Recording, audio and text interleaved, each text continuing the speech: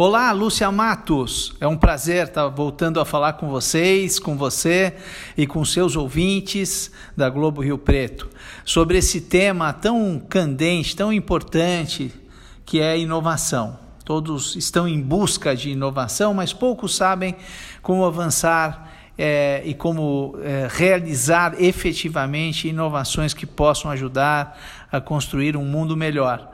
Então é uma satisfação voltar aqui com esse papo de sábado para inovação. Lúcia, a gente estuda e trabalha com esse assunto há 26 anos, né? Fomos pioneiros. E a gente percebeu que existe muita dúvida, muita incerteza sobre o que fazer, como avançar. As pessoas acham que inovação é ter ideias, e não é, né?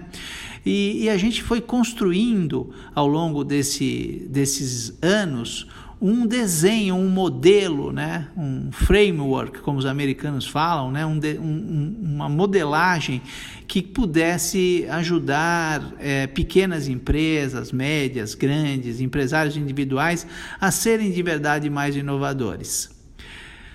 O que a gente constatou nessas andanças, né, pelas empresas mais inovadoras no Brasil e do mundo é que havia em comum uma série de coisas entre elas. E a gente foi listando, inventariando essas características e acabamos por classificar essas características em 4 grandes conjuntos, 4 grandes blocos que toda empresa inovadora deveria ter, né? Deveria estar preocupada em constituir.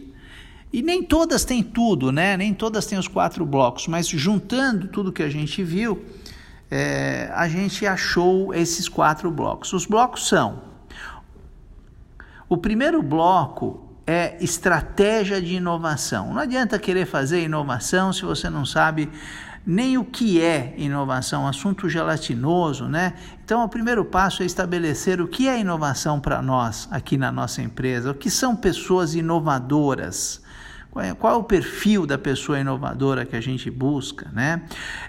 Qual é a nossa visão de futuro para a inovação, onde a gente vai chegar com a inovação. Isso a gente chama de estratégia de inovação e é a cabeceira do desenho desse modelo. Embaixo dessa cabeceira, desse desenho, tem mais 3 blocos, 3 quadrados. O primeiro quadrado é pessoas, porque a inovação depende de pessoas e depende de liberar nas pessoas o seu potencial de inovação, a sua capacidade de inovar.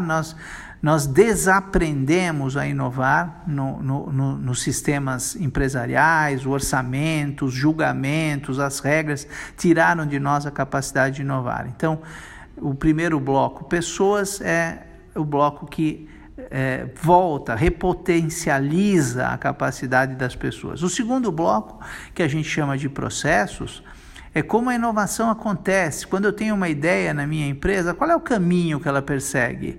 Né? Qual é o caminho que ela vai seguir? Quem pode ter ideia? Só o patrão pode ter ideias? Só o dono pode ter ideias? Ou todo mundo pode ter ideias? Existe um canal, existe um processo que vai transformando essa ideia em projeto e esse projeto em inovação efetiva.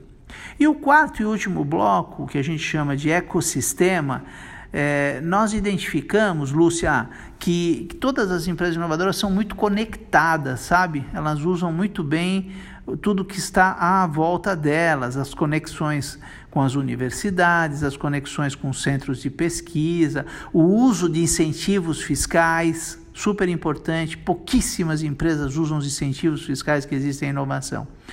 E a gente chamou isso de ecossistema e conexões. Então, voltando, o nosso modelo, a nossa recomendação, o modelo mental para poder avançar em inovação é: 1, tenha uma estratégia clara de inovação. 2, liberte nas pessoas a sua capacidade de inovar, que foi tolhida pelo sistema.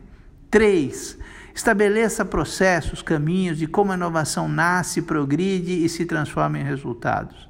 E 4, e último bloco, fortaleça as conexões com fornecedores, conexões com universidades, conexões com centros de pesquisa.